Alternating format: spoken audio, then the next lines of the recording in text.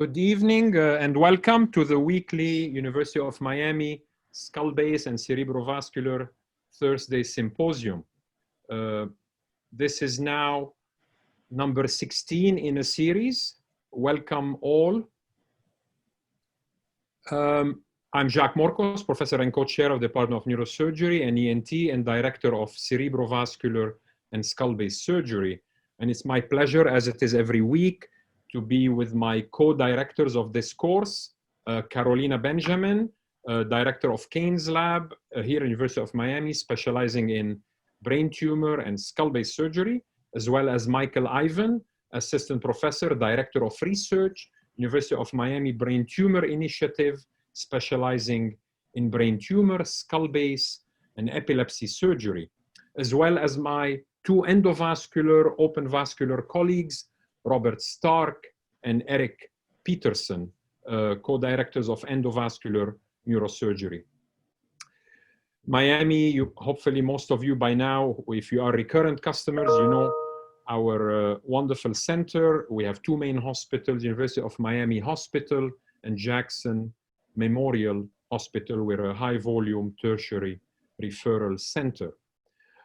We started this back May 21. You can see the series of lectures we have done. All of these have happened already. We are down here today. We have one more to go on the original program, but I am working on finalizing a program that will take us into December. So look out for that on our website. Some housekeeping instructions for the audience. Please use the Q&A box at the bottom of your window. Type in your questions anytime you like during the whole session. And after all the speakers and panelists have spoken, we're going to go over them. That's probably the best part of the evening, is to answer your questions and get our panelists and speakers to debate. We don't offer CMEs.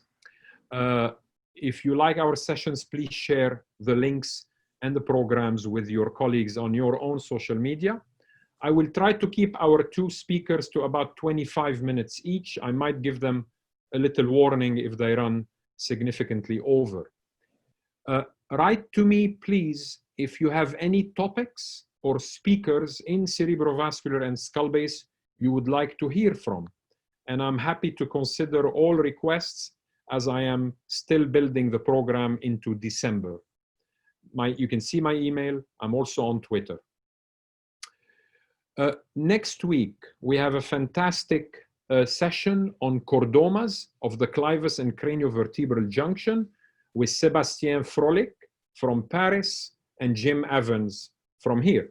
So it'll be selection of approach and results of a large clinical series for Sébastien Frolik, and Jim Evans will talk about lessons learned in endoscopic and endonasal approaches.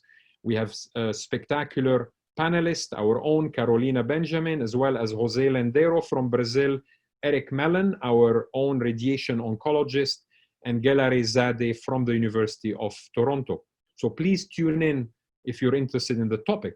And as you also probably know, my partner Mike Ivan has a very successful Miami Global Brain Tumor Symposium every Wednesday. And next week is Manish Aghi, next Wednesday, September 9, same time, 5 p.m. Miami time. Manish will talk about a primer on Cushing disease for neurosurgeons. So please make sure you join us. Thank you to the great team, our University of Miami team that makes it happen. Ingrid, Roberto, Christina, and particularly Ignacio, who runs this webinar every week. Here is a link at the top in case you want to watch previously recorded sessions or to see what's coming up with our many educational offerings. A bunch of emails you can see. Feel free to email for questions. You see me on Twitter. You see our departmental Instagram or our departmental Twitter as well. So let me introduce our great panelists today. So first we have Peter Nakaji, Professor and Chair of Neurosurgery at Banner University Medical Center in Phoenix, Arizona. Peter moved relatively recently after several years at the BNI. I've known Peter since he was a fellow at the BNI, and Peter has made tremendous work and tremendous contributions to both cerebrovascular and skull-based surgery and intraaxial endoscopic brain tumor surgery, and of course has several publications particularly pertaining with his book on Brainstem, so which is of course one of the reasons he's here today. Thanks, Peter, for joining. Nicholas Bambakidis, professor of neurosurgery at UH Cleveland Medical Center, Cleveland, Ohio. The first thing we should tell Nick is hopefully, congratulations, hopefully, although it's not quite official, but he is, of course, very likely to be the upcoming CNS president-elect. Hopefully, we'll know officially in a week or so. And Nick, again, has skull-based and cerebrovascular huge expertise and has had an interest in brainstem lesions. Last but not least, Oliver Bozinov, my friend for many years, who also moved recently from Zurich to become professor of neurosurgery and the head at Canton Spital St. Gallen in Switzerland. And Oliver, again, besides having a very successful course every January that he's held with a very catchy title, Brainstorm on Brainstem, where he discusses the very topic we're talking about today.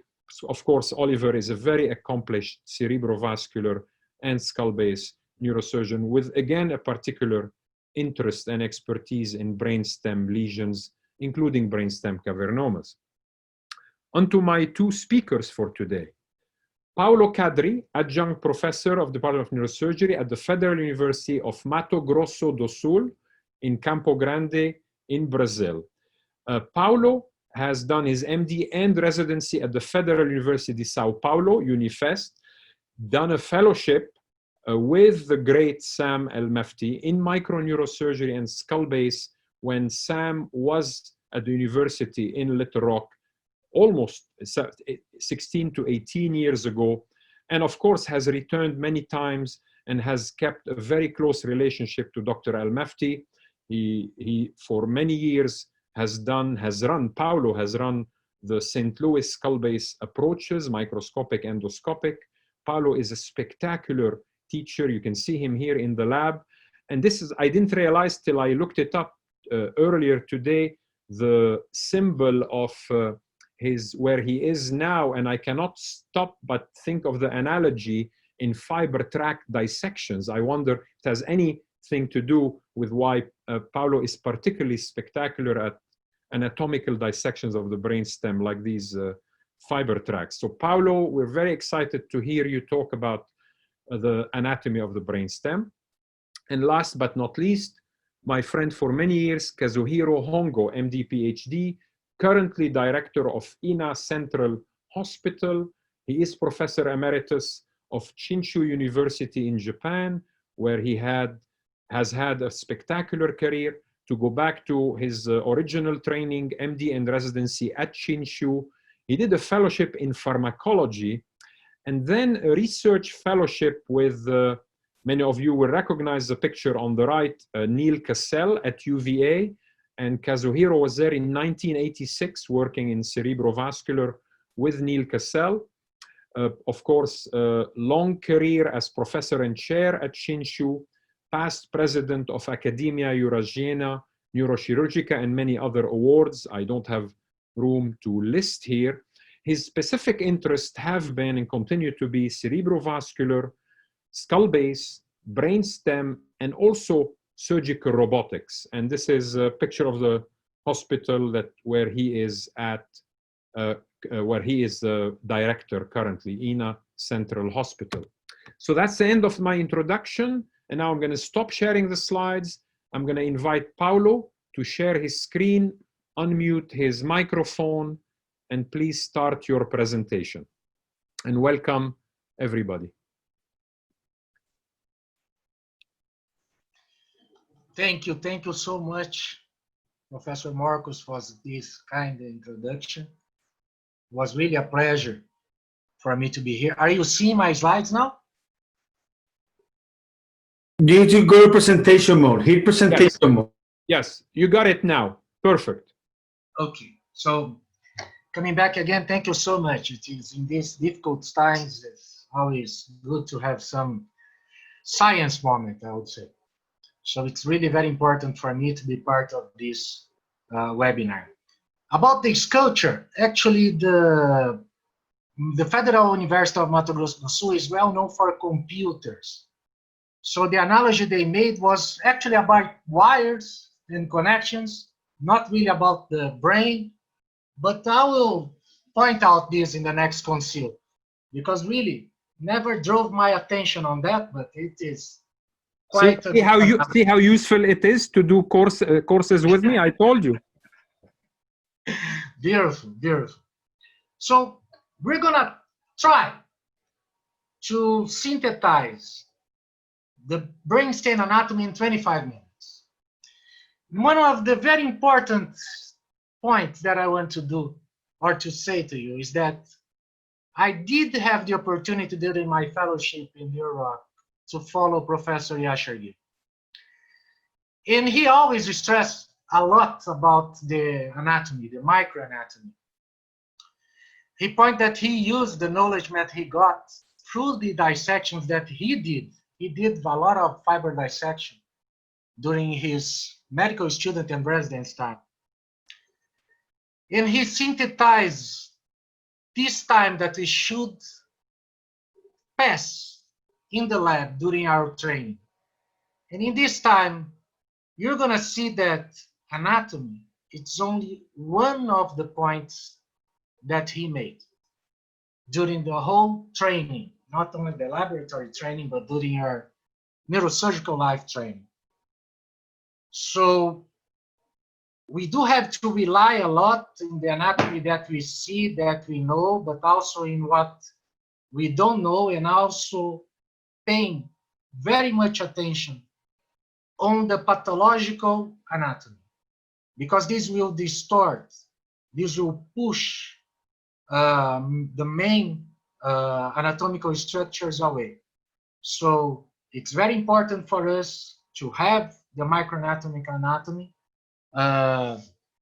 but also we do have to understand that it is not the only key for us to do the surgical approach. So going back to our business here, we know that the brainstem is a very old part of the brain. You do have white matter outside. All the time that you see this with the CNS, you're gonna see that you are close to an old phylogenetic part of the brain. So you have white matter outside. We can divide this tail of the brain in three main portions that are derivative from the primordial vesicles. So as you know, the midbrain or the mesencephalon, the pons, and the medulla oblongata. If you go after the anatomy, the pure anatomy, you're gonna see that the easiest way to understand this structure is to start from the lower part and going up. Because then you're gonna get more and more structuralized and more new formation and structures coming out from the basic spinal cord. But we as neurosurgeons, we always start discussing from above, from the midbrain down towards the medulla oblongata. So since this is not a pure neuroanatomical lecture, we're going to start from above. So here we can see the mesencephalon. As you know, the mesencephalon has a superior limit that is the optic tract. Seen from the lateral surface, it's very well demarcated on the lateral surface, the pontomesencephalic sulcus, as well as the lateral mesencephalic sulcus.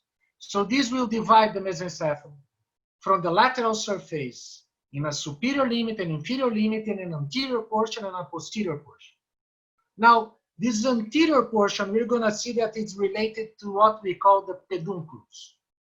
The peduncle or pedunculus is mainly the anterior portion, while the posterior portion we call the tectum.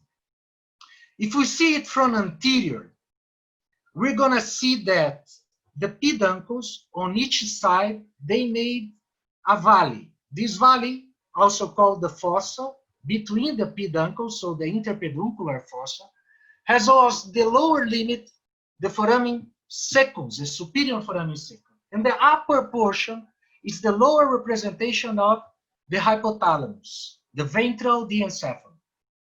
We're gonna very markedly see that the third nerve, the oculomotor nerve, come out from this fossa, but not really from the middle, instead of it from another sulcus that we call the medial mesencephalic sulcus or the oculomotor sulcus. Between those nerves, we do have a lot of entry points of the perforator, the thalamic perforator arteries. Then we're gonna see the representation of the peduncle on the surface, anterior and lateral surface. Posteriorly, what we call the tectum. We have a plate formed by 4 tubercles or colliculi. Those are the quadrigeminal plate that we're going to go back later on. So if we see an axial cut of the mesencephalon, it can be divided in both parts, and we do have to see those to better understand the distribution of the structures. If we pass a line passing through the aqueduct, we're going to divide it in an anterior portion, or the peduncle, and a posterior portion that we call the tectum.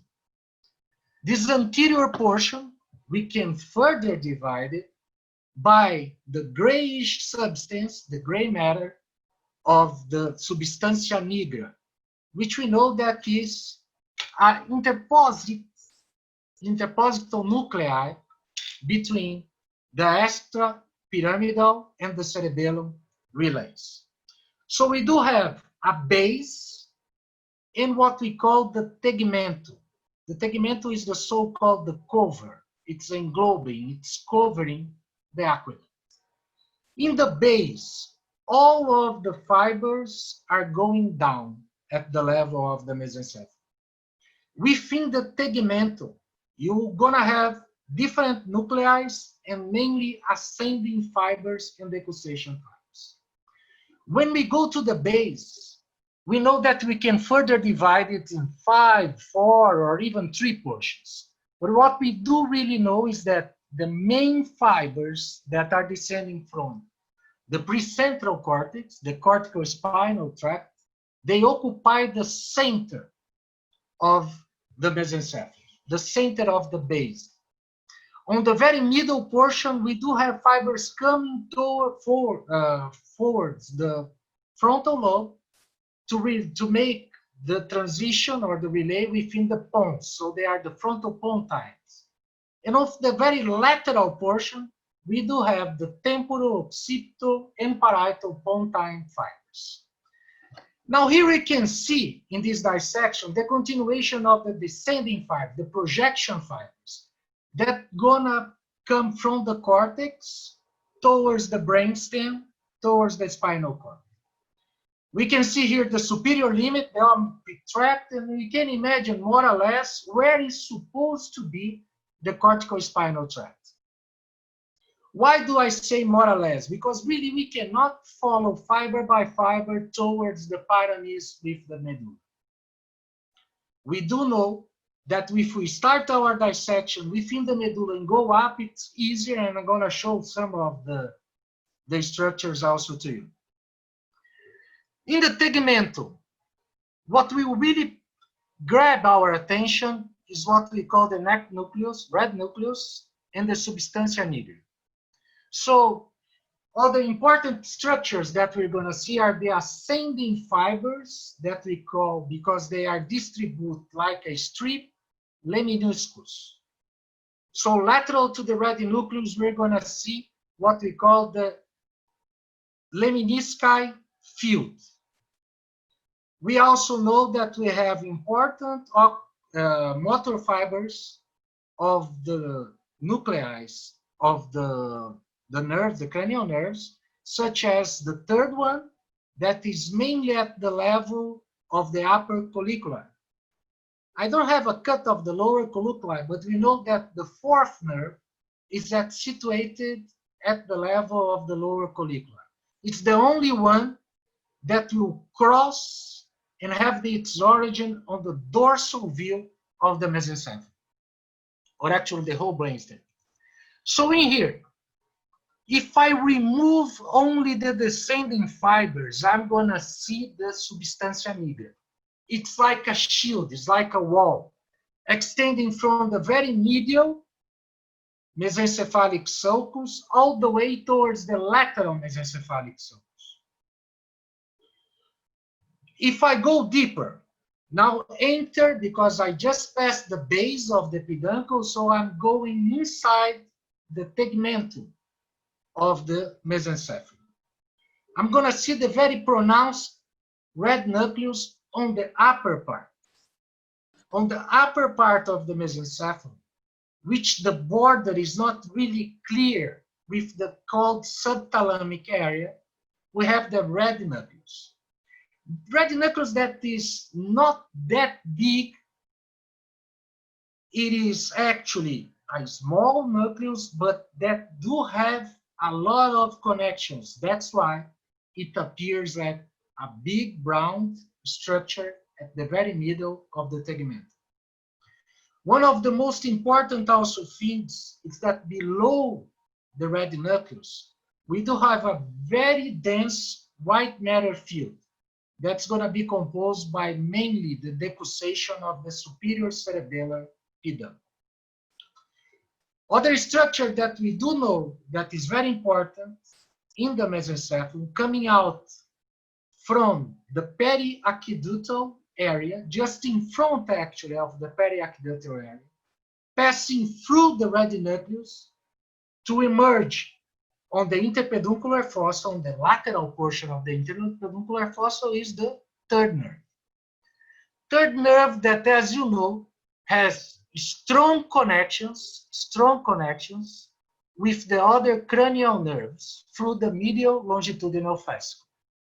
So here, if you can see the representation of the aqueduct, what we imagine, because we can see a grab or a clutch of gray matter during the dissections just in front of the periaqueductal gray matter, that we assume that at the level of the superior colliculum, what we are seeing is the oculomotor nucleus.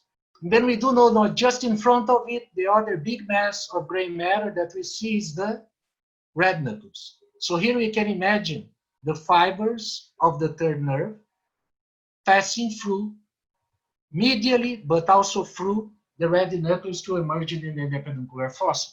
While the longitudinal fascicle, the medial longitudinal fascicle, which we do know the main connection is with the sixth nerve on the upper floor of our fourth nerve. One thing to pay attention as an ascending fibers is what we call the medial lemniscus. That's, as you know, it's coming from the cuneiform ingratial tubercle on the lower portion of the medulla, but on its dorsal portion. So it is gonna decussate in the lower part of the medulla and then ascending posterior to the pons and posterior to the substantia nigra, but just in front of the superior cerebellar peduncle. Superior cerebellar peduncle, that we can assume is the division and the tegmentum of the mesencephalum with the pons. So just underneath the red nucleus, we're gonna see the marked decussation of the superior cerebellar peduncle. Superior cerebellar peduncle that has its main origin within the dentate nucleus of the cerebellum.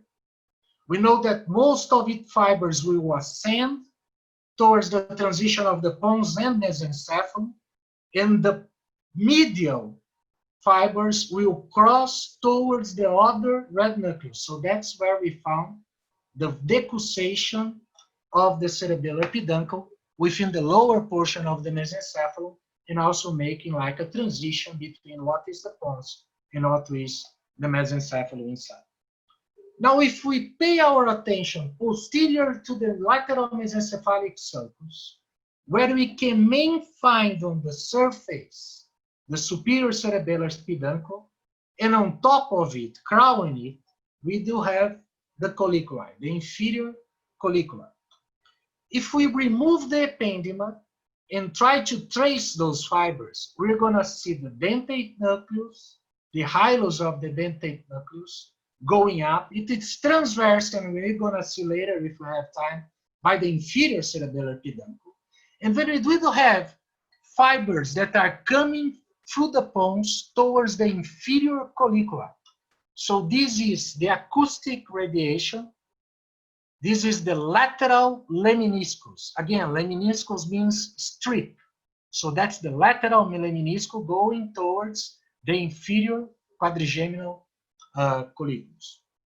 Superior to it, we have the tectum, the upper colliculi. Tectum is actually superior and inferior colliculi.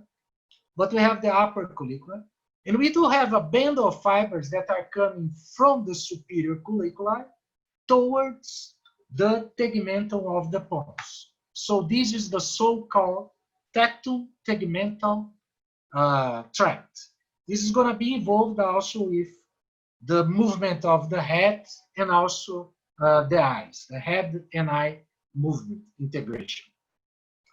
If I remove now the descending fibers, or what means the frontopontine, the corticopontine, and posterior fifth of the base of the peduncle, I'm seeing here the shadow of the grayish substance, the substantia nigra, extending from the medial towards the lateral mesencephalic sulcus. And I'm seeing also the ascending fibers. So that is the lemniscal stripe.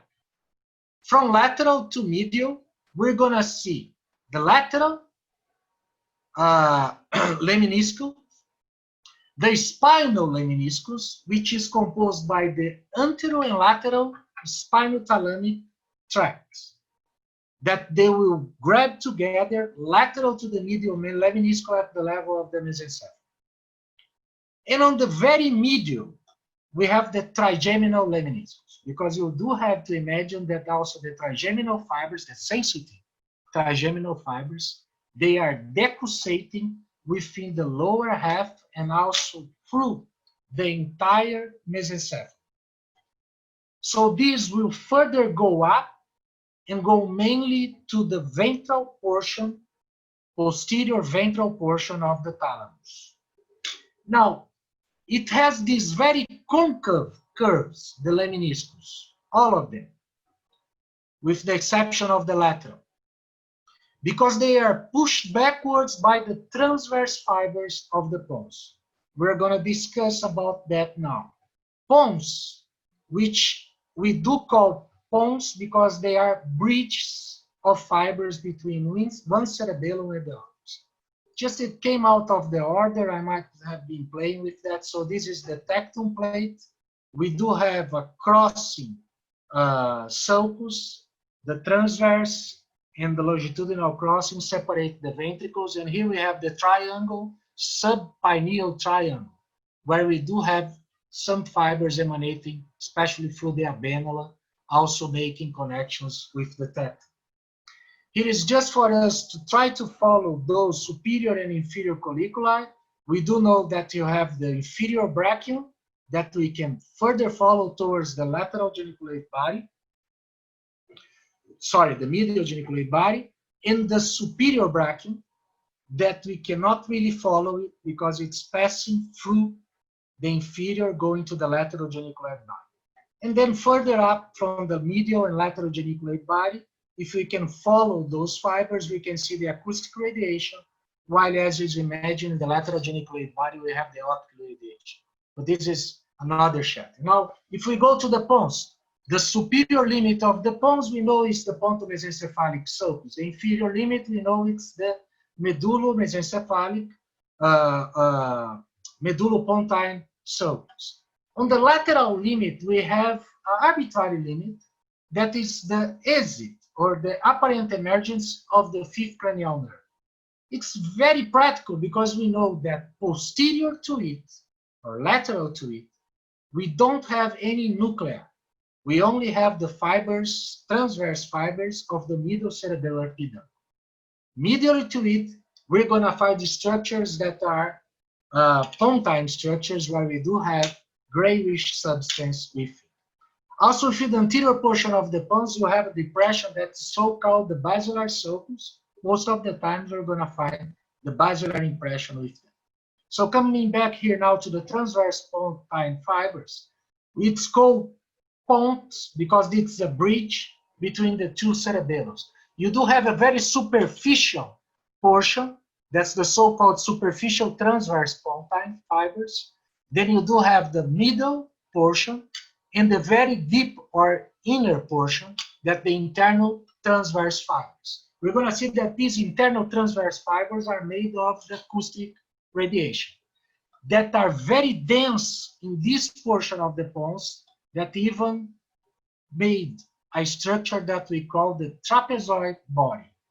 Posterior to the base of the pons, then we do have the tegmentum of the pons, where we're going to find motor nuclei, mixed nuclei with sensory and motor nuclei of the of the cranial nerves, and we're going to also find some ascending portions.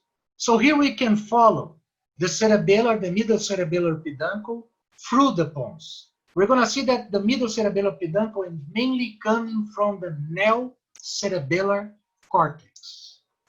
Middle cerebellar peduncle mainly coming from the cerebellar cortex.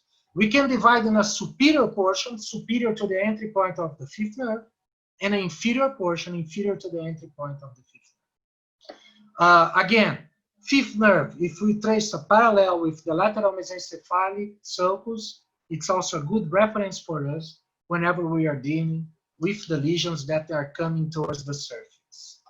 Now, if I remove the middle cerebellar peduncle, if I remove these transverse pontine fibers, then I'm going to see the so-called longitudinal or descending and ascending fiber, the long tracts.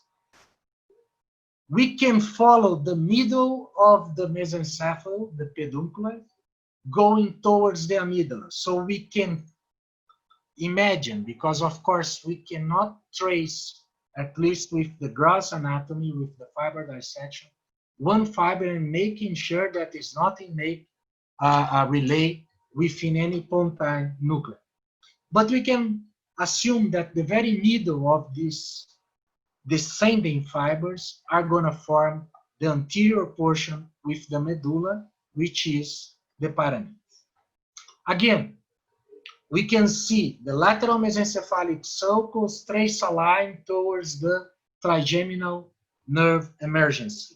We know that everything that's posterior to it are mainly going now towards the tectum, while the things that are anterior to it might be going also towards the thalamus or towards the red nucleus that also do a lot of connections with the cerebellum and pontine nucleus. Now, if we try again here to follow those fibers going towards the pyramid, we know that around the entry point or the emergency of the 5 cranial nerve, we do have a space. In this space, some people want to call this as the safe entry zone, the peritrigeminal entry zone. They even divided in a more superior and inferior, especially the point between the emergence of the 7 and 8 and the 5 as a safe entry zone towards the mesencephalon. Of course, it is safe if we consider the cortical spinal tract, because it's really located more medially and it's converging towards the pyramids. But we do have to imagine that deep in this region we have the trigeminal nuclei as well as the corridor, the strip made by the lemniscal structures.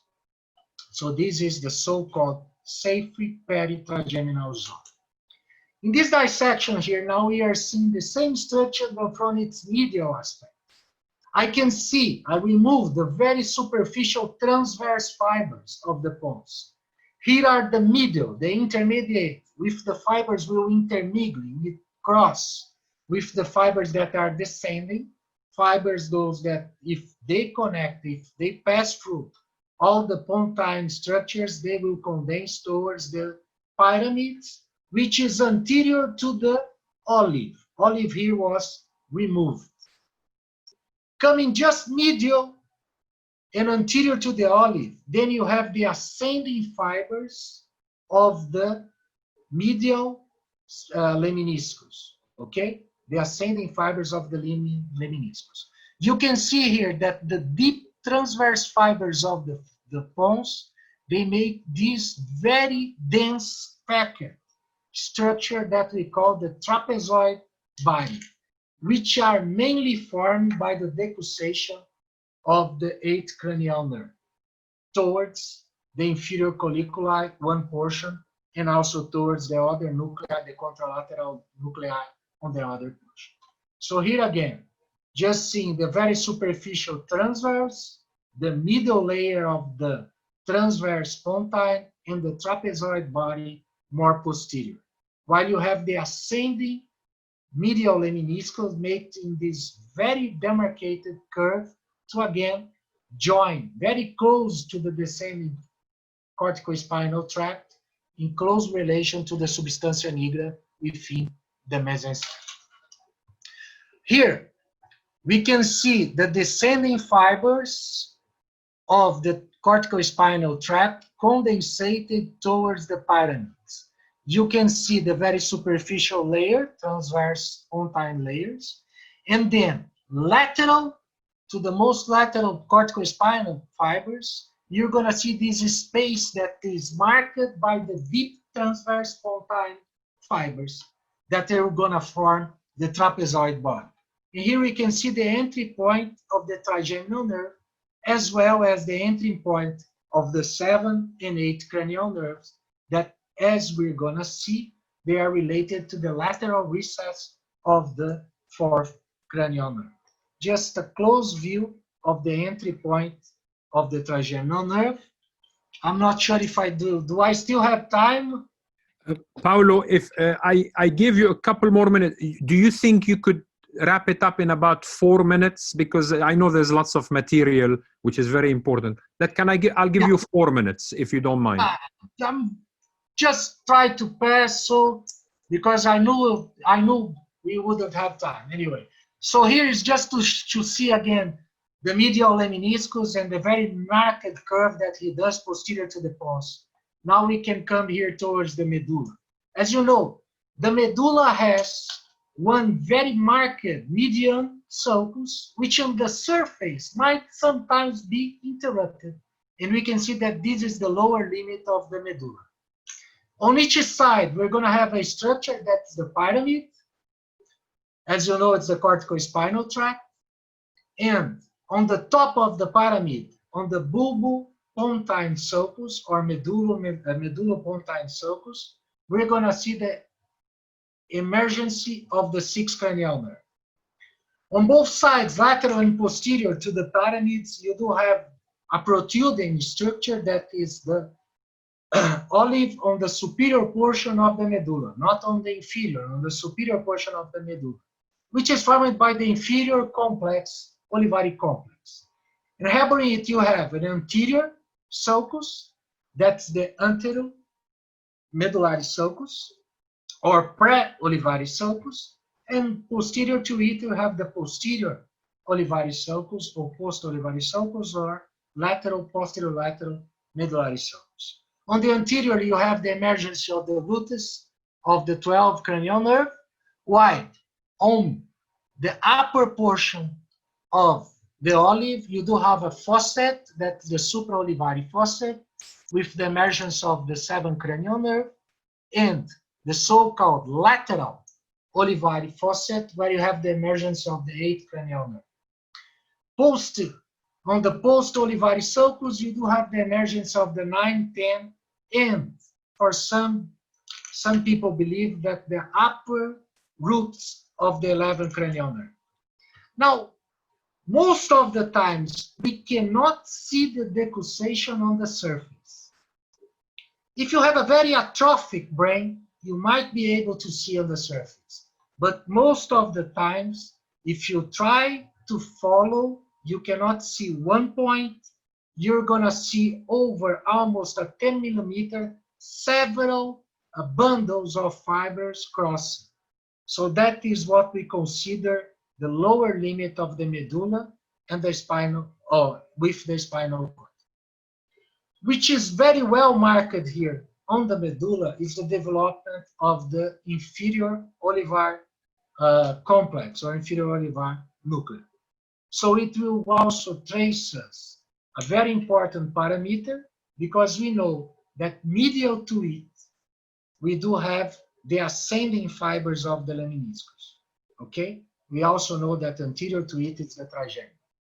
Just a quick word about the three main structures that connect the cerebellum with the brainstem. So those are the superior cerebellar peduncle, as we can see here.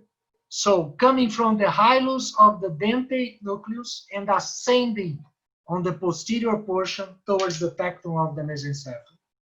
Then you have the descending inferior cerebellar peduncle that will go towards the lateral portion of the medulla and lateral portion of the spinal cord. These are mainly connection of the spine with the so-called spinal portion of the cerebellum, the oldest portion of the cerebellum. In this point here is where we have the representation of the lateral recess of the fourth ventricle. So now, just to end, if we do the same dissection on the lateral aspect, here we can see the inferior cerebellar peduncle coming posterior to the olivary complex, to the olive in the medulla, while the superior cerebellar peduncle will ascend towards the mesencephalon. So we will have more time to try to explain the fourth nerve, but this will really take me more than 15 or 20 minutes. So I'm sorry I could not really condensate everything, but I hope it was useful. Thank you. Thank you, Paulo. I mean, this is beautiful, and at the very least, you would have stimulated our young people in the audience to go to the lab if they have access to a cadaver lab and try to imitate some of your beautiful dissections. But that should be the starting point. Nobody learns anatomy just by lectures, but this is fantastic. Thank you so much. Thank you. Did I stop sharing? Yes, I did, right?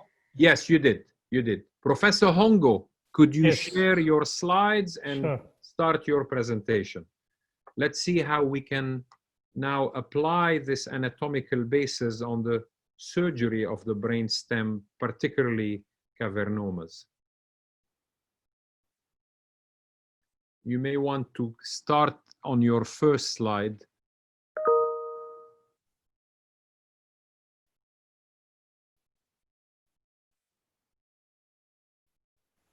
Can you see? Yes, can you hear thank me? you. Okay. Yes. Good evening and good morning here from Japan. I thank you very much for your kind introduction, Professor Morcos. It's a great honor and pleasure for me to present my work in this session. Well, after a great talk, anatomical talk by Professor Kadri, I'd like to show the surgical point. Here is my hospital. I'm working right now, as Professor Morcos just introduced. Microsurgery for cavernomas is my title today. Nothing to disclose. And well, here is the textbook, Humans and Win. Very fortunate, one of these volume, vascular session, I'm one of the editor. And in this textbook, here is a summary of surgical indication of cavernomas, cavernous malformation.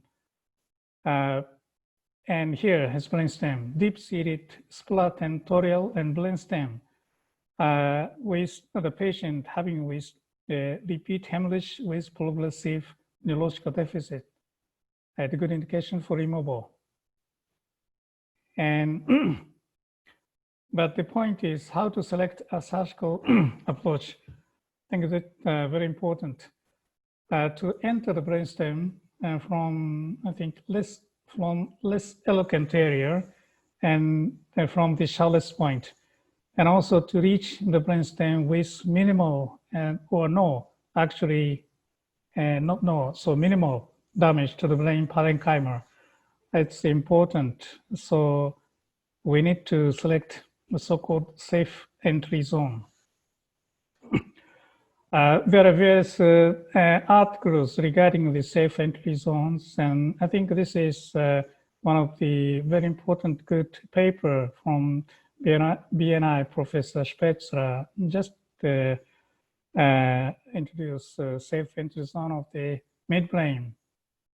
And here, lateral mesencephalic sulcus and intercollicular region, the midline, an anterior mesencephalic zone.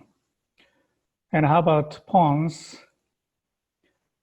from behind, supracollicular zone, infracollicular zone, and median sulcus. From the median sulcus approach, I think it's a little controversial, but Spätzle mentioned about this as safe entry zone. And from lateral, as just Professor Kadri just mentioned, splat trigeminal zone, peritrigeminal zone, and lateral trigeminal zone. These areas are, we can say, safe entry zone. And how about medulla oblongata from lateral, anterolateral sulcus, lateral medullary zone, or orivary zone, and posterior median sulcus. These are the safe entry zones. Well, the important thing is how to reach the safe entry zone to the brainstem. We need to select appropriate surgical approach reaching the brainstem. So we have many options, various approach, including so-called skull-based approaches from any directions. Is just the list of several types approaches. Here, seen from lateral, various approaches we need to select according to the lesion, extension of the lesion, and to avoid the normal structures. Now, here in this presentation, I'd like to share a couple of cases with you. Here, the case of midbrain to thalamus. The case in a 14-year-old boy came to us with light hemolysis, and actually he had a homonymous hemianopia and the lesion growing, so need to be treated, operation needed, surgery needed.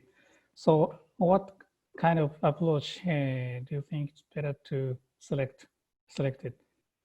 And I chose this approach, Paramedian, Supracerebellar Transtentorial approach to avoid the normal structure damage as much as possible. And here I'd like to show a short video. Here is the patient is placed in a prone position, and here is the skin incision, rather long, but here we call it waved skin incision. It's a little tip to hide the scar, even the hair becomes wet. So the patient is prone and suboccipital. Here is the cerebellum. Infratentorial approach is taken. Here we can see the tentorium, and after evacuating the CSF adequately, and the cerebellum is a little bit retracted downward, and now we can see here is the free edge of tentorium. So now I'm cutting the tentorium a little bit to the free edge and remove a little part of the tentorium to see the base near lesion. Now we can see the basal vein. The lesion must be behind this. So retracting this vein, deep vein, basal vein laterally, here's medial temporal lobe. Now here, just the brain cortical mapping to see the cortical spine tract. And now here almost at the site of lateral geniculate body, making us small incision, 4 or 5 millimeters. And now we can reach lesion. And once lesion is reached, the microsurgical technique is used with high magnification, remove the lesion meticulously, moving the microscope and seeing the surrounding to see no residue is there. Total resection was achieved this way. Yeah, incision thought eventually 6-7 millimeters. Now here is the postoperative MRI showing a good resection, removal of the lesion. Here's another lesion. The patient has multiple lesions. A week later, just before discharged, he was ambulant. Yeah, a little better than before surgery. And yeah, the hemolysis still he has, but better than before surgery. The hemolysis, hemianopia didn't change. Yeah, and here is another case of pontine lesion. A young man came to us with this Alcerian left hemolysis. The lesion is almost traversed the pontine anterior to the posterior, reaching to the fourth ventricular floor. And seeing the serial CT scan before admission, now I can find that initially the lesion was located more anteriorly. So what approach did I take? Anterior Petrosal approach was taken here from this side. My colleague working on the Petrosal approach, bone working, extradural working. And here, now here, trigeminal nerve on the right side. After cortical mapping, I made a small incision here, just peri, trigeminal area, we can say. A small incision, 5-6 millimeters. And then once lesion is reached, then microsurgical technique, just remove the lesion piece by piece. No need to remove in envelope fashion. Remove little by little. Dr. Hongo, do you use tractography to decide on the approach or no? Some case I did, not always, but cortical. Not this one. No, this one. No, this one. Yeah, here after a resection, here's the incision 4-5 millimeters.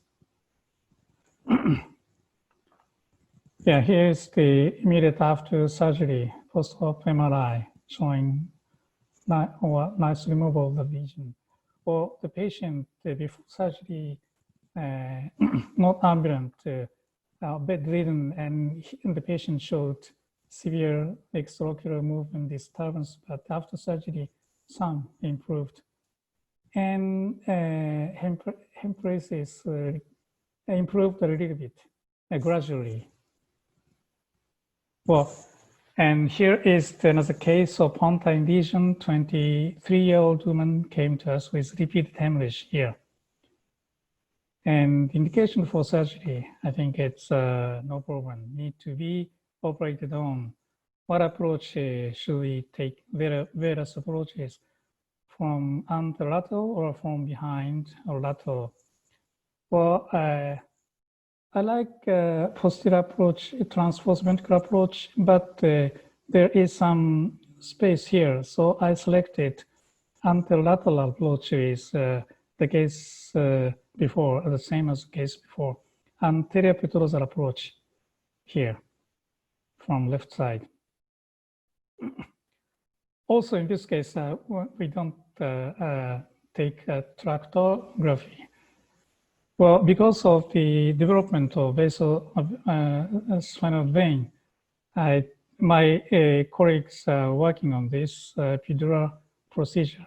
First, entering the interdural space first, then confirm the venous structure with ICG video angiography, and then back to the epidural space and do the Petrosal apex as needed with hyperdural here. To meticulously taking time. Bone curette is also available. It's rather safer than dual itself. And here is the cortical direct stimulation, cortical mapping. And then here we can see the left trigeminal nerve root entry point long. Just middle inferior, I made incision. The lesion, I know that lesion is a little bit deep, actually 7 to 8 millimeters from the surface of the pons.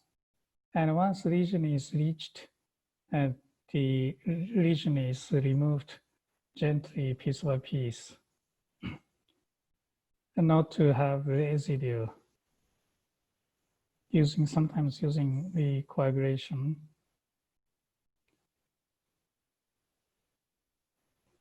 And see the whole surface of the parenchyma not to have any residue.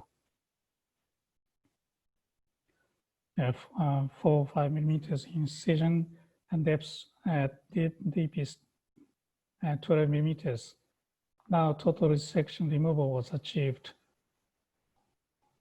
at surgery. And here post-operative MRI showing the access route here, the 12 millimeters from here to the deepest point. Here, the patient post-operative condition just before discharge, a week later after surgery, the patient had no hemolysis.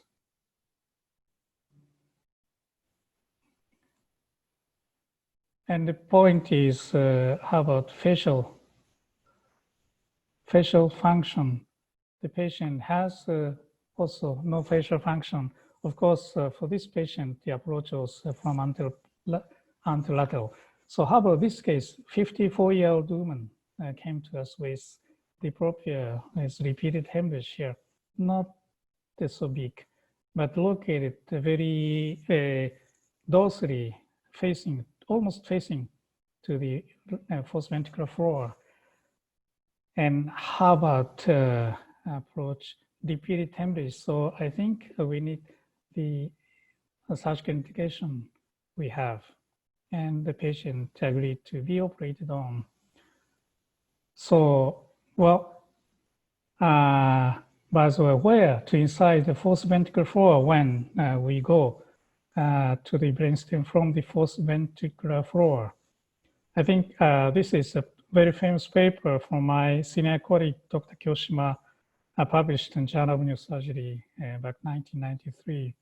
He proposed safe ventricular zone as infrafacial triangle and suprafacial triangle. The key point is protect the facial function at least. So thinking of the patient, the post-operative life. And here is also another very important article from Professor Bertranfi. The facial nerve facial nucleus is especially facial colliculus is varying depending on the patient. One reason is because of the lesion underlining. So I think the important thing is brainstem mapping as well as monitoring. So this is my colleague, Dr. Goto. He is also expert neurosurgeon and working on brainstem mapping, including various neuromonitorings. This is applied to identify the nerve colliculus, facial colliculus, we call it mapping, and then monitoring the nerve function monitoring, as well as other available monitoring. And here is the forced ventricular fora mapping here. This is the figure Dr. Kyoshima published. And here, to identify the facial colliculus, monopolar electrode was used to localize the facial colliculus. And then after transcranial motor evoked potential for cranial nerves, cortical stimulation. And now, depending on the point of stimulation, we can get the rather not definitely, but we can know the facial muscle function with collaboration of neuroanesthesiologist. Yeah, here the cortical electrode placed. Now we can see the activation of the muscles of the hand, lower lip, and tiny soft plate, and so forth. Now back to that case, and now because of the location very close to the forced ventricular floor, I decided I went from the forced ventricular floor under meticulous mapping and monitoring. Here, the patient is placed in the prone position, and the surgery. Here, we can see the vermis. Of course, without cutting the vermis, a terovera or cerebromedullary fissure approach by Matsushima and Lawton, we can expose the forced ventricular floor adequately without incising any neural structures. And now the floor of the forced ventricle is being exposed here. Here is median sulcus, is the right side, left side is almost hidden, and the lesion is on the mainly on the right side. Here, first brainstem mapping to locate the facial colliculus by electrical stimulation. Now here, this area is confirmed to be facial colliculus. And in this case, Dr. Kyoshima's spulla facial triangle is being cut here, this place. Under the monitoring of continuous facial, transcranial facial evoked potential. I keep in mind not to too much manipulate this area, should be preserved. Here's the cortical facial colliculus. Now, once the lesion is reached, again, gently, and the lesion is removed by piece with coagulation and cotton wipe method and high magnification. The important thing is to make sure to remove completely. Sometimes we need to raise the venous pressure with a Valsalva maneuver, asking to the anesthesiologist. And here, 4 or 5 millimeters after resection of the lesion. Here, immediate post-op CT scan showing removal of the lesion. A week later, just before discharge in the hospital, no hemiplegia. The patient is ambulant, walking smoothly. And how about the facial function? The patient permitted to be taken video. Extraocular movement is good. And no facial palsy not detected. Yeah. Now, I show a couple of cases, mainly on the one brainstem, one midbrain, and others all pointing lesion. And brainstem, this is kind of summary. Brainstem cavernous malformation can be favorably removed with or under knowledge of brainstem anatomy function, an appropriate selection of entry point, precise evaluation and lesion, and electrophysiological monitoring and mapping. And my take-home message today is lesion in the ventral middle side of the pons, anterior or anterolateral approach is recommendable. And lesion even in the dorsal side of the pons, anterior or anterolateral approach is still recommendable. But lesion in the pure dorsal side of the pons, and still the patient has indication for surgery, transverse ventricular flow approach can be indicated and is rather safely applied with the help of brainstem mapping and monitoring. Without these tools, brainstem mapping and monitoring, I think it's rather unsafe. So for taking an approach from transverse ventricular flow, brainstem mapping and monitoring, I think it's quite essential. This is my presentation for today. Thank you very much for your kind attention. Thank you very much, Kazuhira, for those beautiful cases, beautiful videos. If you could stop, wonderful, Oh, yeah. Wonderful. Thank you. I think without wasting any time, I'm just gonna get going with the panelists. Peter, you ready to go with your case, perhaps first? Absolutely. Yeah, thank you. I enjoyed both the anatomical presentation and the cases very much. And I have to say, I'm very interested in this mapping technique, because although we had published before that this is a safe entry zone, I think it's a difficult one, the floor. But just like with everything, if you can map and you know where you're going, it makes it much, much safer. So let me go ahead and share screen here.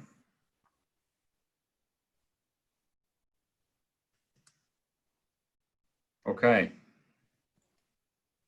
So I'm interested in the speaker's thoughts on this. This is a 36-year-old woman who presented to me with headache and then rapidly progressive swallowing problems and numbness. She basically was normal and then started getting sicker and sicker and sicker.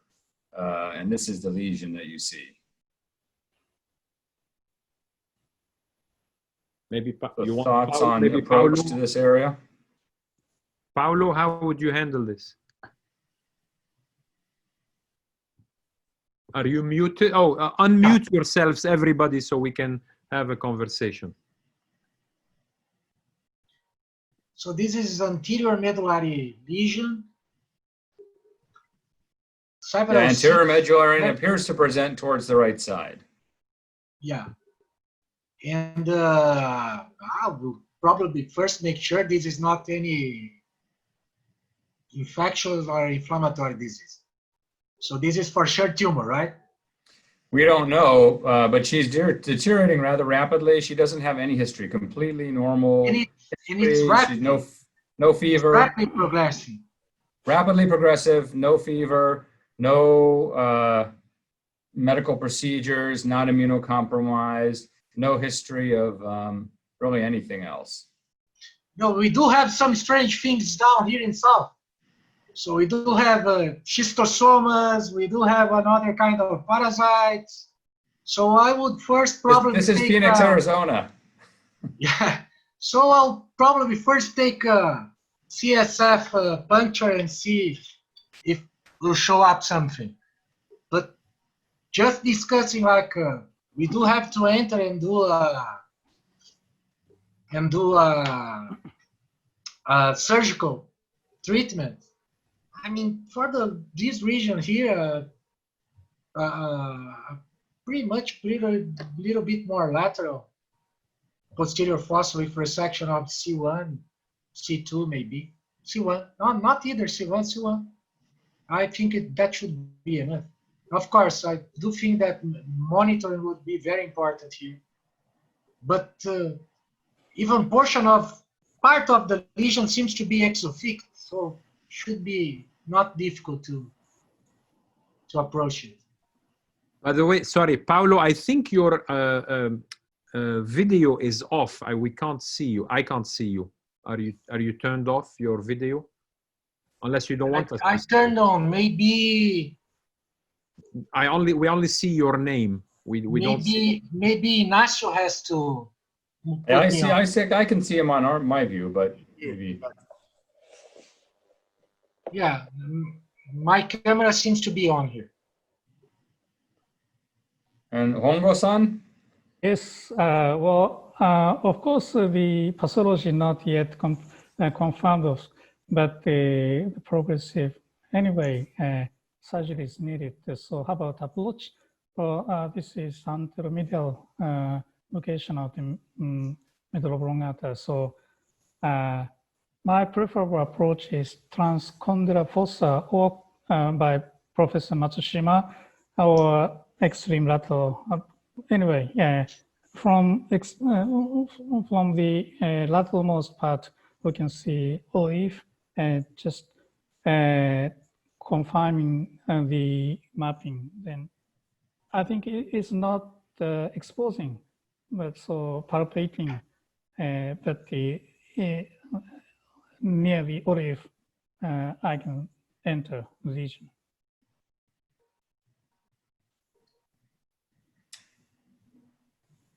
Jacques, should I just go on to the what I did? Or do you have other thoughts, or maybe our other panelists?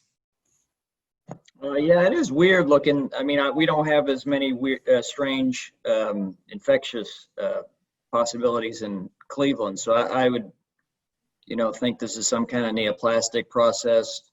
Probably try and rule out lymphoma. But if you're stuck operating for tissue, I agree, probably just do a right far lateral transcondylar approach. It looks partially exophytic, get tissue and see what you end up with. Yeah, I mean, that was my thought too. She was deteriorating a fair amount. There's actually a lot of edema that I didn't show the pictures of. But we really weren't sure. I have had, brainstem glioblastoma and some other things. So, but also infection was on the list. But if she were really deteriorating, we felt like we had to do something. So this is the approach. And in fact, that is exactly what we did, which was a far lateral approach. And this is, I guess some people would call it an extreme lateral. But I think the key for me is really getting a lot of the condyle out above the articular surface. So you don't, in my view, you don't really have to take the articular surface in a lot of cases. You can leave it almost like a little shoe holding things up, and then that allows you to get most of that reflected anteriorly. We paralyze her here so that she doesn't jump as we move the 11th nerve out of the way, and then go down, cut the dentate, and just look along the brainstem. We know that from where the 12th nerve comes out, we just have to look about where the olive is, and actually in this case, we see a big bulge. It's not quite truly exophytic, but Paolo, you're absolutely right, because the moment I saw this, I knew what it was. And I was very happy actually, because we have a very small amount of neurocysticercosis. She had no travel history, had no reason, but as you know, it can happen to anyone. And we find that when they degenerate, sometimes they really swell a lot, and we do end up having to take a few of them to surgery. Most of them, of course, are treated medically, but the nice thing is they come out so beautifully, because the body basically rejects the whole thing. You contracted that in Arizona? We have cases, not as many. It's funny, if you talk to your colleagues, sometimes in South America or India, they'll tell you they see them a lot. Still not that many in the brainstem. Yeah, inside the brainstem like that, I don't remember to say. Yeah. The only point I was going to make about the approach is, again, I don't think it's necessary to take the entire condyle. And if you leave the articular surface, which you can see on the lower right panel, mostly intact, and take everything above it, I actually have not had to fuse people like this. I've known this lady now for many years, and she never developed instability and has normal neck motion. So I thought it was an interesting case. Yeah, very nice. Very nice. I lost you guys for a second. I lost my Wi-Fi. Did you say what monitoring you were doing? Just SSCP? So we did all the cranial nerve, lower cranial nerve monitoring, and SSCPs and motor evoked potentials. Yeah, for that, because it's anterior enough, I think you have to worry about the pyramids in that area, and then you want 12, and you want 9, 10, 11. But in the end, as we got close, once I saw it, and then we actually gave paralytic because, as you know, operating past 11, then the body jumps every time you touch that nerve. So once we were there, I actually let it go.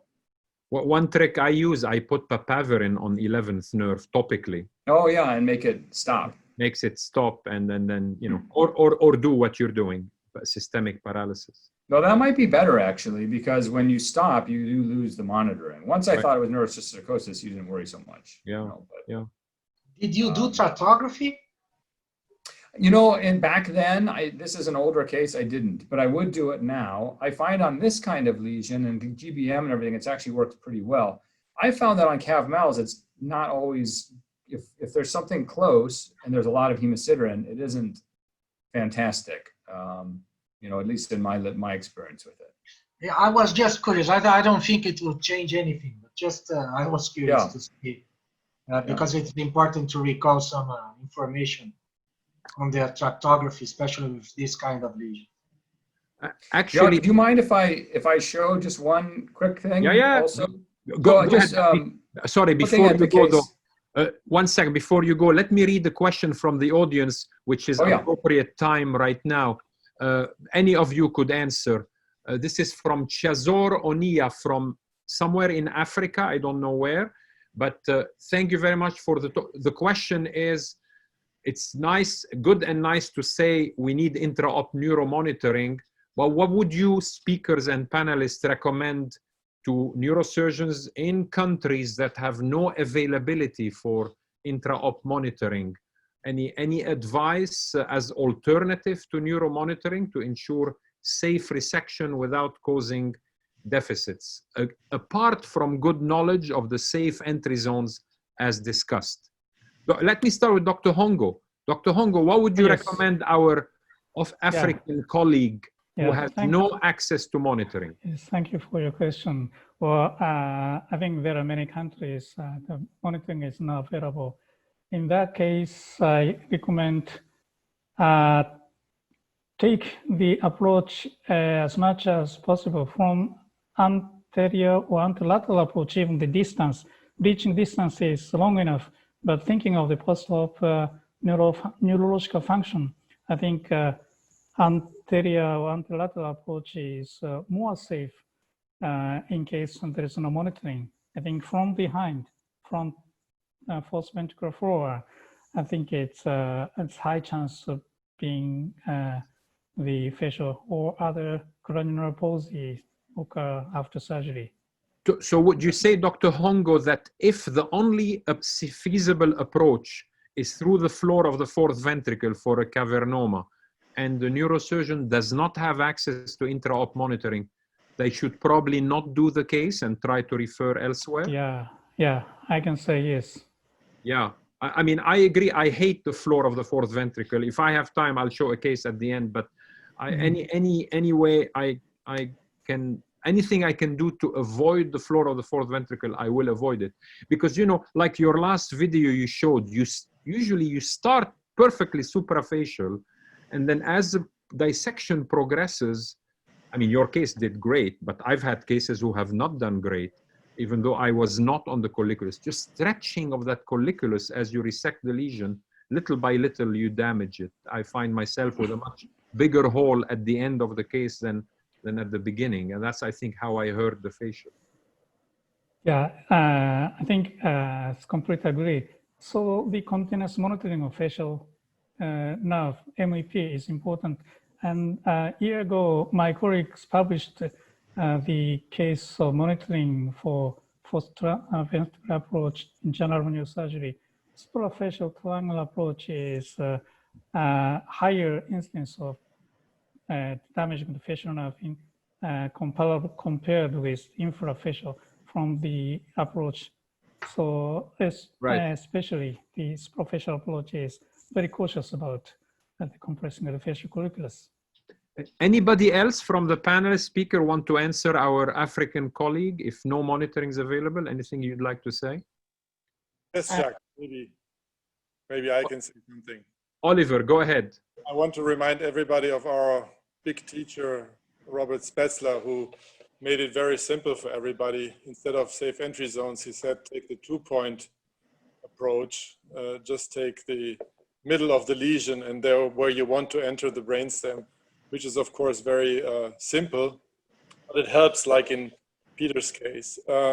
Anyway, I think one point which is very important too, when you do want to enter the brainstem without monitoring, I personally very recommend to use lateral approaches and not use the midline approaches. I think many devastating cases are coming through midline approaches, because if you really do damage, imagine both bilateral function, then you are really in big trouble for the outcome. Yeah, you know, Oliver, the 2-point method, I mean, even Spetzler and you know, most of us, I'm sure, you know, it's a nice starting point, but I mean, as you know, that rule is meant to be broken many times in favor of physiology. So I'm not sure it applies everywhere. Certainly in the fourth ventricle, it's almost dangerous to use it. You know what I mean? I mean, I know you. I know you know what I mean. But yeah. How we use neuromonitoring. Yeah. Anybody else wants to comment before we let Peter show his second case? I just would say that, you know, I think it is difficult, but the first part, which is the knowledge of the anatomy, and then the basic rules, you know, don't turn corners, really respect those areas. Because you're right, that area in the midline, for instance, is the best example. It's very easy without monitoring to get a facial diplegia or permanent diplopia or one of these more complicated, like 1.5 type of syndrome. So I think it's a tough place to be. For the pontine area, I agree also, though, that coming from the side, even though it seems like it's a lot longer distance, is often safer without the monitoring. But I think that for those of us who might have access to monitoring, we think we really should be using it. For those who don't have access to it, it does make it much harder unless you're willing to accept a pretty bad deficit. Okay, Peter, go ahead with your second. I'll go quick on this one. I just was so interested in Professor Hongo's case of the lesion in this posterior thalamus upper midbrain region, because I find it one of the most challenging areas. You know, it's almost all these different zones for the thalamus. So I'm just curious, you know, he used this ipsilateral approach, but it feels to me like there's a little bit of a turning of the corner there. Obviously, the patient did extremely well, so I think superior technique helps. But I'm curious, looking at this case, if he would do an ipsilateral, same posterior approach to this, or a transventricular approach, or some other approach. Dr. Hongo? Yes. Would you do the exact same approach on this case as the one you showed? Yes and no. There are two options. One option is the approach I just mentioned, but the lesion is located laterally. So the same approach from the contralateral, I think it's one good option. A little bit distant, but very safe dealing with the lateral part of the lesion. I think that's my concern. Nick, how would you do this one, Nick? Yeah, I'd probably go transventricular posteriorly. I mean, there's no short way to get to this, of course. So anything you do is going to be challenging, but I'd probably be more comfortable coming from above. What do you mean above? Like what? Transventricular, maybe. I'd have to look at the sagittal images, but maybe. You mean transtrigonal, or you mean trans third ventricle? Trans third ventricle.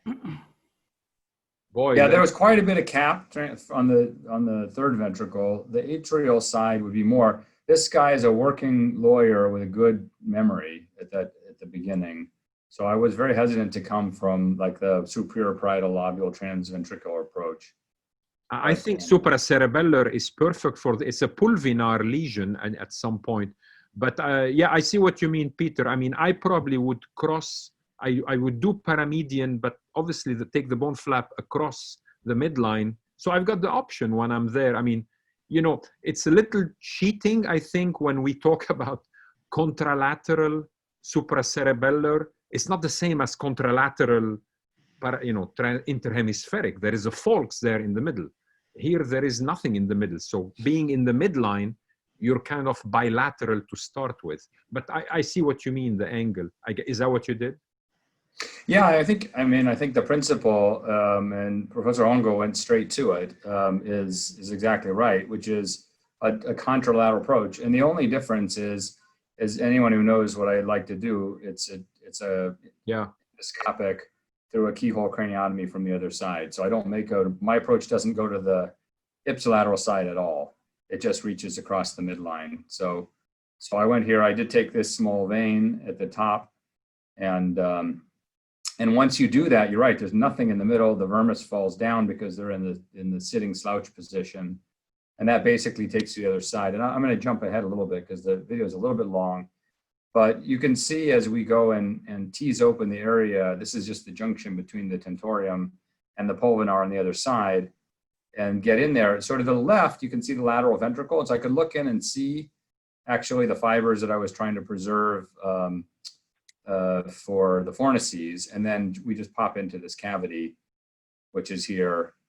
And then we're right inside of the tumor at that point going across. And this is, using obviously not a working channel endoscope, but using an endoscope and just sucking away all the soft stuff and just watching, and monitoring the whole time. And it's very clear at that point, because you're right, the contralateral view is actually much better in terms of trajectory. So it's a little bit of a 2-point method kind of thing too. And here, just watching and providing counter traction. This was something that Spetzer did so well.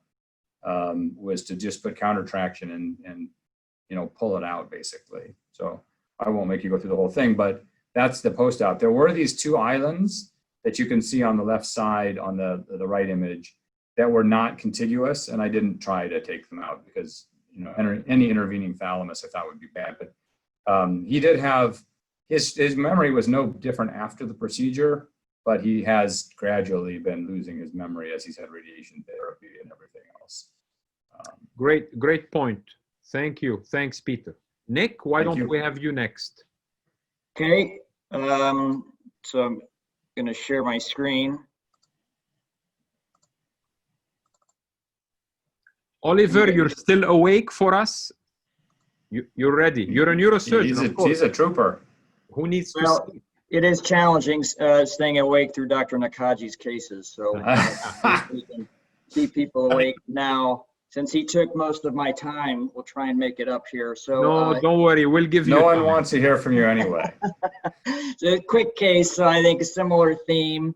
10-year-old boy with these symptoms: progressive headaches, trouble ambulating, previously healthy, facial numbness on the right, left hemiparesis.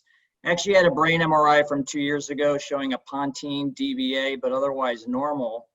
And then you can see here, new MRI with this cavernoma. You can see the DVA coming through the pons. So again, this is a new lesion compared to his prior MRI with progressive deficits.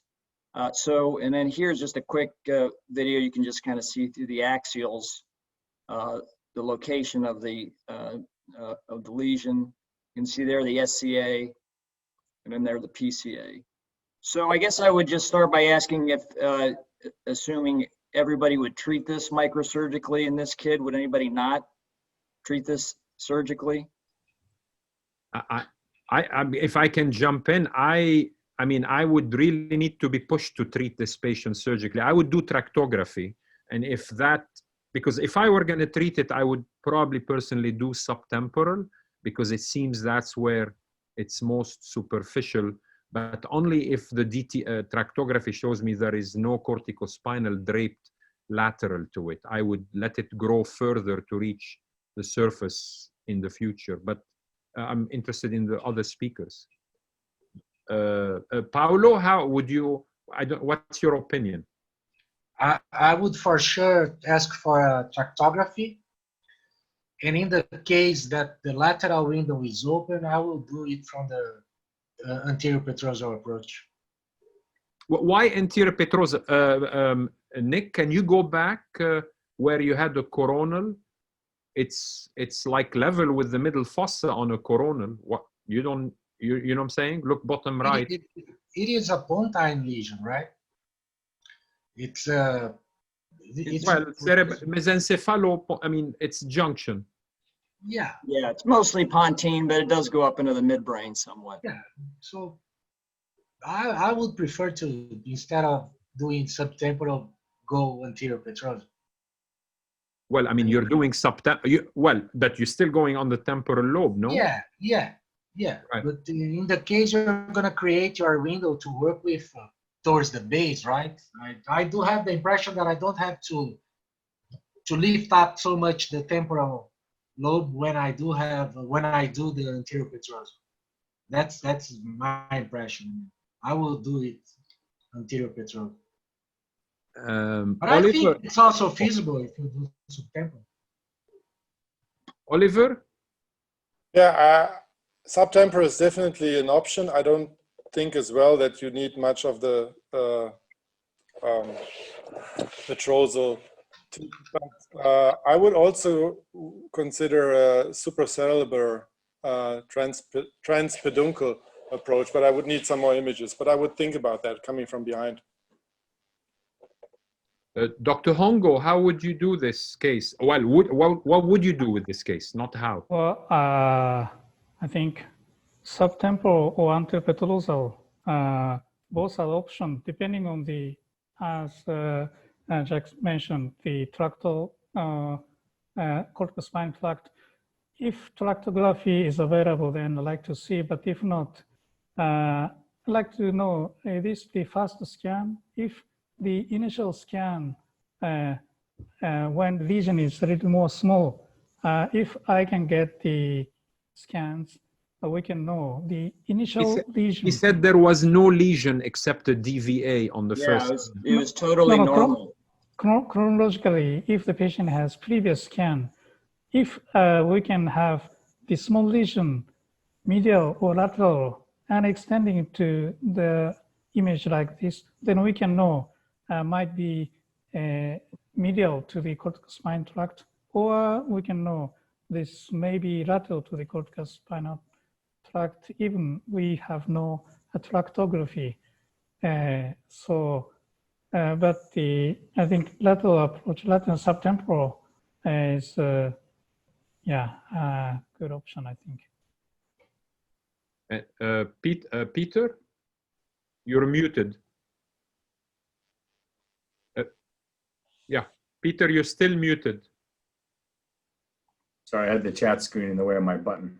Yeah, I think it really depends where it comes to laterally, because I'd be tempted to come that direction, either subtemporal or probably subtemporal. But I also agree, I really agree with what Professor Hongo is saying, which is if you can see something from before and you can know where it came from, it really gives you an idea of which direction it's opening things up. So it would be nice to see it. But if there's truly nothing there, then, I mean, it looks to me like the safest area is that lateral approach. I'm interested to see what the presenter did. Would everybody think the same comes from the left side? What's that? If the lesion was on the other side, would everybody use subtemporal from the left side the same way, or would you be more hesitant? I mean, I'll always be a little more hesitant to do subtemporal from the left side. I mean, do you all, I mean, I use the lumbar drain. Do you not, do you all use lumbar drain for an intradural subtemporal approach? Or I'd love to hear opinions. I guess so. Yeah, pretty much always. Okay.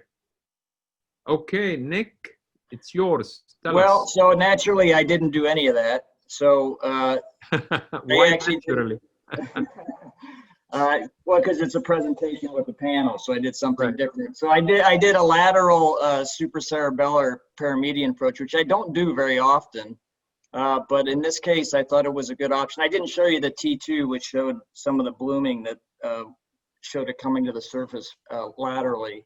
You can see right under the fourth nerve in the SCA is where we chose to make our entry point. And really went very well in terms of resecting the cavernoma. We had a nice exposure. I think we did use a lumbar drain too, which always helps when you have a kid too with a tight, narrow corridor and a potentially tight brain. But in all other respects, we did use obviously motor mapping and the usual potential monitoring, and the case went very well. And he did really well post-operatively too. His weakness improved over the next few weeks, and you can see the post-op MR. So I think the other point too is obviously the DVAs, especially in this case when they're very large, you have to be aware of them and try to avoid injuring them during the resection, as we've all been taught by Dr. Spetzler over the years is very critical in post-operative outcome. You know what? Very nice, Nick. You know what I learned with the veins? Yes, DVA, preserve it, but never preserve, you know, all of these cavernomas, as you guys know, they have a little tiny draining vein from them into the main DVA, if there's a main DVA. And when I've left that tiny vein thinking it's part of the DVA, I've had 2 or 3 recurrences of my cases in the brainstem, and I've gone back, I've noticed the vein. So now I always take the vein up to the DVA. You know what I'm saying? Not everything venous should be saved, in my opinion. It's like grapes on a, what do you call it? Like a branch of a grape. You really have to take the branch without taking the trunk. That's my kind of anecdotal opinion. I don't know. But it's a good case. Did you have another quick one, Nick, you wanted to share? No, unlike Dr. Nakaji, I listened to what you said and I brought Hey now. No, but no, thanks. Okay. Oliver, thank you. Oliver, your turn. Maybe one more question, because you mentioned the coagulation. There's always the debate whether it's smart to meticulously coagulate in the brainstem everything to not have a rehemorrhage, and there are other groups who really advocate not to coagulate a lot and to minimize that. So what is the painless opinion on this? Well, that's a good question. I think for, you know, you have limited visualization to begin with, and I'm always paranoid that I'm going to get into sometimes, in this case, the large DVA. So if you get a little bleeding and it's venous, you know, I like to just try and use some hemostatic agents and just kind of get it under control that way, rather than, you know, potentially get into a situation where you're coagulating vessels that you don't necessarily want to. So I think that's a very good point. Yeah, I think it's double-edged, Oliver, in my opinion. Cautious coagulation buys you space. If you coagulate the mulberry so it shrinks a little bit, you can see a little bit behind it. But yeah, I don't want to coagulate to the point where I lose the visible demarcation between the gliotic plane. You know, you want to keep the colors as they are. So, you know, judgment call. I mean, after resection, Jack. Oh, sorry, after resection. No, not much. After resection, I try to do whatever Spetzler taught me decades ago. Like you tease it and you know, challenge it and see if it bleeds. If it bleeds, yeah, I will buzz it a little bit. What can I say? Yeah, I do use cautery, but not often. Basically, cotton and irrigation. And after resection, no coagulation. Just place the cotton and irrigation and stay a couple of minutes and confirm. And just in case of the active bleeding, then I do use, but try not to use cautery quite often. It's my style. Yeah. Okay, Oliver, you're up. All right. So let me see.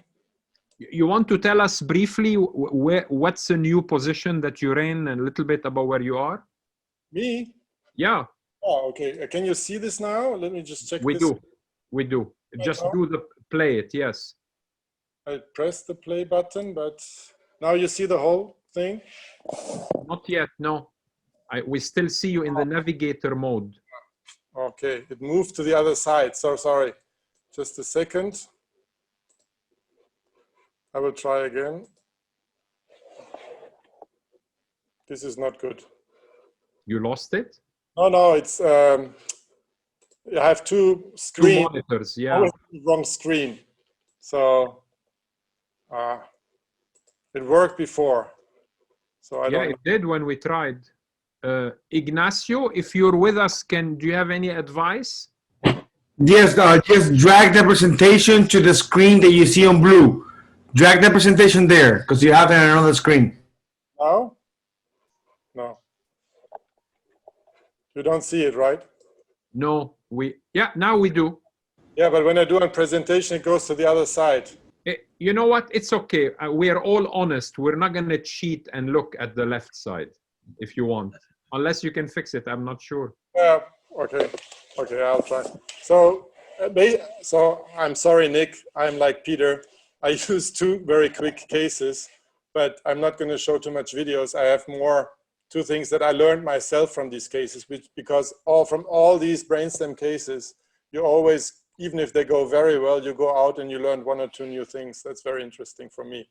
So this is a 32-year-old male, was operated 6 months earlier in another hospital. They said they took this complete cavernoma, it looked the same way, via a retrosic approach out, and then he must have had a rehemorrhage, and so they sent this case to me, and intentionally I don't show you too many. I can make it a little bigger now. I mean, it's really, how to say, you can choose where you want to approach it from. So maybe what is the deficit? Maybe that will help us. He's really bad. He has a high hemiparesis. He had a swallowing problem. So he had the whole 9 yards basically. It was really in a bad shape coming to me because he had a rehemorrhage. So he was not able to walk. It was very difficult to speak, bulbary speech, and many cranial nerve deficits. So he was really in a bad shape. But he had radiation when he was a child. So it's a typical, he had 2 more cavernomas in the brainstem.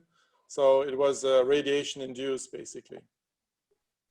Paulo, what's your recommendation? I'll make it bigger. Well, I do think that we need more slides, and I would go for where it comes to the surface. If it goes laterally, I would go lateral, even from a retrosigmoid. This one you can, if it goes towards the fourth ventricle, I would go through the fourth ventricle. But I think that we do have to study very careful all the images that you have. Okay, Dr. Hongo, can you make a decision with these slices, or you don't have enough information? I think we need to do surgery again. I prefer going from anterior petrosal or lateral. I prefer anterior petrosal approach. But Dr. Hongo, how I can't show with my mouse, but in the middle picture, suppose Oliver did the tractography, and these were corticospinal tract covering the anterolateral part of the cavernoma. Here. Yeah, well, here and even, spread more posteriorly. Wouldn't the Kawase approach be the wrong approach? Yeah, you may be right. Rather more laterally. I mean, I don't know. Maybe. Okay. Yeah. Another. Sorry. Thinking of the corticospinal tract, yes. I think lesion. Well, another. My preferable option is Paramedian, Supracerebellar infratentorial approach. Avoiding the corticospinal tract injury. I think my another option. Any of the panelists want to offer an opinion? I mean, I think you're stuck reoperating on it, and I personally would just go retrosigmoid again through the middle cerebellar peduncle and try and get in it, get out what you can. Yeah, I agree. I think I would go retrosigmoid, and often even the big ones, they'll collapse. I hate the floor, you know, especially one that big. Even if you know where the tracks are, you may not be able to avoid them. You know, Oliver Watson, I've used it maybe only twice, is pre-sigmoid, not the full combined subtemporal pre-sigmoid, just the pre-sigmoid. Because with the cavernoma, you know, as you know, it's not like a big tumor or an AVM. All we need is a right angle. I think I would look more carefully with the pre-op images, but I might do just a pre-sigmoid window to get that exact lateral angle to where I'm imagining it's nearest the surface. And this way you can angle a little back towards the fourth ventricle. The retrosigmoid, you know, you'll be ending up doing cornering, what I call, you know, you corner like a 90-degree angle, unless you use, of course, the endoscope. But probably that's what I would consider doing. I'm looking at the sagittal, and the lesion is mid-clivus, so it might work out well. Pre-sigmoid. For the pre-sigmoid retrolabyrinthine, Jacques. Correct. Exactly. And as you know, oh, go ahead. Sorry. No, I was just going to say that's a consideration. It's a narrow window, but I would look. Then you maybe look at a CAT scan and look at the temporal bone and see how much room you're going to have, because it's not going to be much potentially. And if you're hurting, you know, you can do a partial translab and still, you know, we looked at our series here of partial translab. We saved hearing in about 60% of cases with just the partial drilling. Yeah, that might be a better option. Mm-hmm. But I mean, in the case it is clearly protruding inside the fourth ventricle, even though, would you avoid that view? Well, why do you say that, Paolo? I'm not sure it's clear to me. I see a thin ribbon of very important brain in the floor of the I'm said in that case. To make my mind, do need more. We do need way more pictures. I mean. Yes, but I think also in this picture already that there's more than a thin line, and he actually has no facial palsy. He has a lot of deficits, but no facial palsy. So I'm pretty sure, I was pretty sure that the fourth ventricle is safe, and you would go through the nuclei. So I'm not a big fan going through the midline or through the fourth ventricle. So I think from the studying of the other colleagues who worked earlier, I think what they did retrosig is they went too far deep, and then they wanted to work around the corner, and that's always a big mistake. So they would probably could take this out and saw the empty hole and thought they took the cold cavernoma out, but they could never get this if they come from here. So basically what I chose here in this case was the supracerebellar, transcerebellar, and transpeduncle approach. So not coming from the peduncle from laterally, coming from above. And you can see this now in, I have to make this smaller, in this intraoperative MRI, and you see the root basically. Sorry, it's not getting smaller. We can see your the tract. Yeah. And then I could actually get the complete the complete cavernoma out through this approach, which was very, very nice. Two things. MRI, post-op MRI, sometimes you have difficulties to see if there's residual or not. I have the same problem, but intraoperative MRI, interestingly, helps many times to distinguish whether I have a residual or not. So that is for me something that I learned with intraoperative MRI and brainstem cavernomas. And the second thing, and I will go to the next slide, is that I like the approach through the peduncle, whether you come laterally or above of it, but you really need to clearly avoid the superior or the inferior peduncle, because if you really damage that one, then you're in big trouble for the outcome, the rehabilitation outcome of the patient, because the Guillain-Mollaret triangle, if you damage that, they will never rehab. So I was very close here, as you can see here, and I always remember then Spetzler saying you really need the far lateral supracerebellar approach, and since then I really try to come really from the corner, around the corner. You went transcortical the whole way, looks like? No. Supracerebellar, and then about 2 centimeters before the brainstem, I go a little bit through the cerebellum, and then I go on the top of the peduncle into it, and it goes very well. You mean because it was too low to do just supracerebellar? That's what you mean? No, exactly. Right. Well, it worked for you, I guess. I wouldn't have chosen that, but I see what you mean. I think the main message, though, of that is if you're going to make that approach through the peduncle, it is okay and better to enter it farther back and have a longer route through it to get a better trajectory.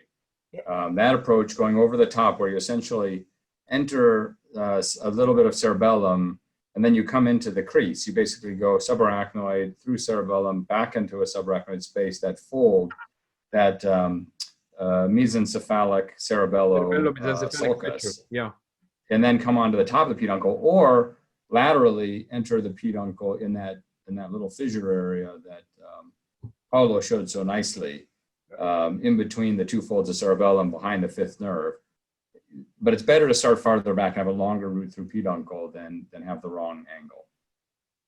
You know, the other thing that this just emphasizes, we haven't talked about it. We've talked about the nuances of, you know, very high-tech monitoring and imaging, tractography. But for those in the audience, as you mentioned earlier, Jacques, in other parts of the world where technology is limited, you can't, you talk about neuronavigation and how critical it is to do any of these cases. And it's just not even an option, in my opinion, to do any of this stuff unless you have really good neuronavigation to get you exactly where you want to go for all of these cases.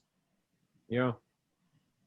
Yeah, I mean, that might be an interesting question for the panel, which is, I would guess 25% of the ones that appear to present to the surface, you clearly see it coming through the surface. You know exactly where to enter. You see a brown blush or something. But a lot of the time, I agree with Nick completely, which is odd, I admit. Yeah. But I agree with him completely that that without navigation, you cannot be confident about where to enter in a large percentage. Which there must be a role for, you know, that good quality, which much cheaper ultrasound, intra-op ultrasound, I guess. The probes, though, are all too big for this area. I've never seen one that's small enough for this approach. I remember seeing Ugur Ture present, he used it a lot, and I thought he had like a burr hole size one. You think that's still too big, Peter? If it's a I think I've seen it too, but I don't know for that approach. I don't know, I guess I shouldn't say, but I haven't seen one that's quite big. If they're all like 13, 14 millimeters across, which is, it's just too big. I haven't seen one that's 4 or 5, you know, but yeah, 4 millimeters would be great. Yeah. Oliver, you have another. One more case with 2 other things that we can discuss. So this is a 50-year-old male with very mild clinic. He has a very partial internuclear ophthalmoplegia, but basically you cannot see the video. Basically has difficulties to concentrate on a monitor when he's doing his work because the eyes move too slow and he had trouble. So that was new for him, and he had some gait disturbance, but that was it. And I show you only one picture which shows the cavernoma very well. And it comes back to the discussions that we had before for the midline. So we showed this case, and some of you know it from the Brainstorm conference. I showed that case already one time and asked you guys what to do. And those who don't know it, Paulo or... I don't know it, yeah. Or Jacques, what would you do? This is the first time he had symptoms.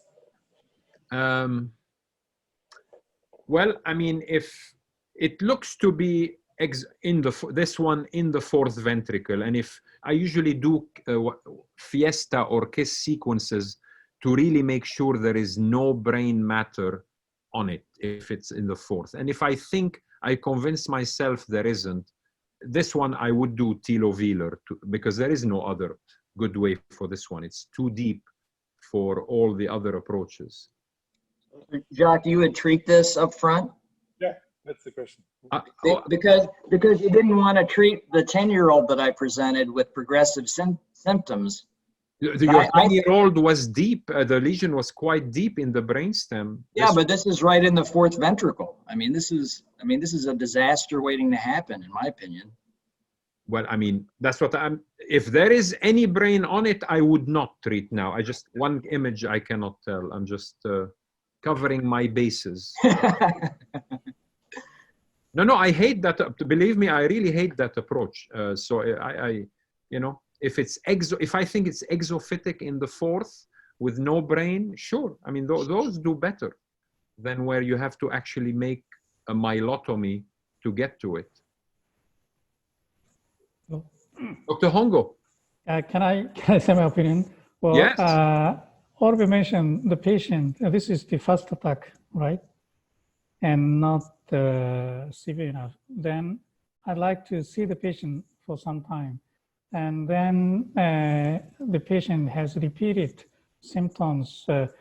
Then I see which site lesion is more bigger. Definitely I go through when surgery indicated post-ventricular flow approach, but not from the midline. The larger site I go in. I don't like going midline. That's my opinion. And not, this is not the time of surgery, just the first attack of this grade of the deficit. That's my opinion. Thank you. I agree with you, Kazuhiro. In that paper of Spetzler and Kalani that you mentioned, those cadaveric dissections, as you know, in the paper, they have midline ventral pons. There are some of those so-called safe entry zones I would never use. They may be safe in a pure anatomical cadaveric specimen where you can use a very thin razor blade and do fiber tract dissection like Paulo does, but in a real clinical setting, they are not safe at all. Actually, I have a talk where I color those orange. I don't color them green like the real safe zones, you know. So the reason why I show this case is because we showed the same case to 100 participants at our Brainstem conference. And this is the result of it. So basically, don't look on the students on the left side or non-surgeons, but look on the residents and on the surgeons who are trained and who would consider surgery. And there you see the blue ones are the ones who would not do surgery after this initial event. And the other ones would do surgery, but we also wanted to ask them, when would you do it? Would you do it right away? Would you wait 2 weeks? Would you wait longer, etc.? And you see actually among the surgeons who were trained and doing such things, it was very heterogeneous when to do it, and a little bit higher on the part who would not do it, but more than the half would do it. So it's a very funny heterogeneous result. Shows you how we all know what we're talking about. Huh? There is clear evidence. And the second question, which makes it funny, very, very easy, is then most of the people, of course, said that it would be the suboccipital midline talovelar approach. Okay, so that we also all agreed on, and everybody from these 100 people, most of them who participated. So coming back to that what we just published, so the midline ones, what we talked also about, the midline ones are the ones where I think people should be really cautious, maybe think about waiting and not going too fast into surgery because you could damage patients a lot. And the more lateral the lesion goes, I think every one of us, if he sees a lesion like this on the lateral side, it doesn't matter what, is it midbrain, is it pons, or is it medulla? I think we are more adventurous, or we want to do more surgery. And on this case, just to finish this up, so I didn't do surgery on him. A year later, he came back. He said after 2 months, everything was basically gone. So this is the MRI a year later, which looks like as I resected it, which I didn't. And this was 1 year more later. You see the little dot of contrast enhancement, which is probably the rest of the cavernoma. The patient was doing perfect. And since then, he never showed up again because I told him, if you have no symptoms, you don't have to come. If it bleeds again, you will have symptoms. So up until today, he is symptom-free and he never had surgery and he's very happy. So I don't think I could have done a better job with surgery. That is my opinion, at least. That's great. Oliver, this little DVA in 2018, was it there before or is it appearing now? It was compressed, yeah, but it was there in 2017, yeah. Okay. Well, can't argue with this result. Well, I mean, we just have to say that I have more than half of my patients with brainstem cavernomas are the ones that I follow and don't operate. Yeah, yeah. Anybody else? Actually, if you stop sharing, let me show some. Well, unless I lost. It's okay. I was going to show a case, but I lost my presentation. It doesn't matter. I was going to show what I call the path less traveled. Exactly this point of choosing the far lateral approach through a lot more brain rather than going through the floor of the fourth ventricle, and kind of to break the rule of the 2-point method. But we discussed it enough. It's okay. We've covered really the audience questions. It's an open forum. Anybody wants to discuss anything with anybody else?